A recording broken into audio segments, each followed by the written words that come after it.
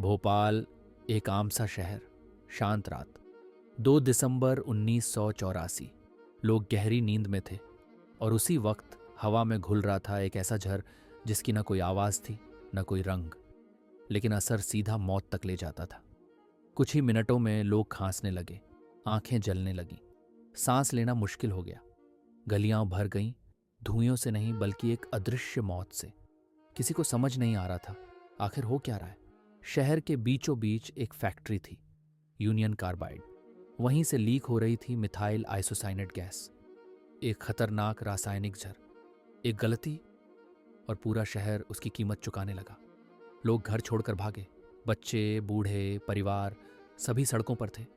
किसी को मंजिल नहीं पता थी, बस जिंदा रहना था। लेकिन कई लोग सूरज उगने से पहले ही खामोश हो चुके थे। ये कोई हादसा नहीं था, ये थी लापरवाही।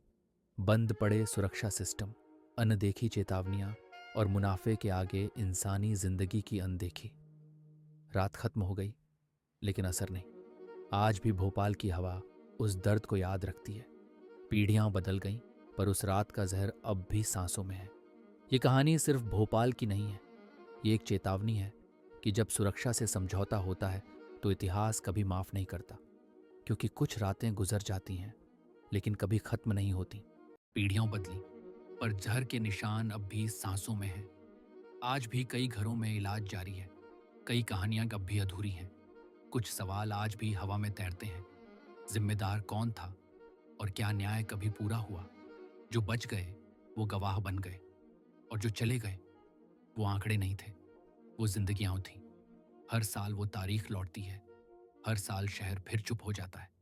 वक्त बीत गया, फाइलें बंद हो गईं, लेकिन सवाल आज भी खुले हैं।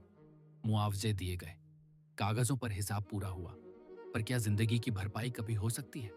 जिम्मेदारों के नाम बदले, कंपनियां बदली, लेकिन पीड़ितों का दर्द कभी नहीं बदला। आज का भोपाल फिर चलता है, फिर हंसता है, फिर जीता है, लेकिन कुछ गलियों में खामोशी अब भी भारी है। कुछ सांसें आज भी पूरी नहीं उतर पाती।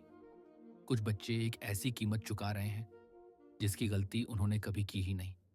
ये त्रासदी अचानक नहीं हुई थी, इसे रोका जा सकता था अगर चेतावनियां सुनी जाती, अगर सुरक्षा को पहली प्राथमिकता दी जाती, अगर मुनाफे से पहले इंसान को देखा जाता। आज भी दुनिया भर में हजारों फैक्ट्रियां घनी आबादी के बीच खड़ी हैं। सवाल ये नहीं है कि हादसा होगा या नहीं, सवाल ये है अगला शहर कौन सा होगा। भोपाल सिर्फ एक घटना नहीं है, ये एक चेतावनी है, एक सबक है और एक जिम्मेदारी। अगर हम याद नहीं रखेंगे तो इतिहास खुद को दोहराएगा।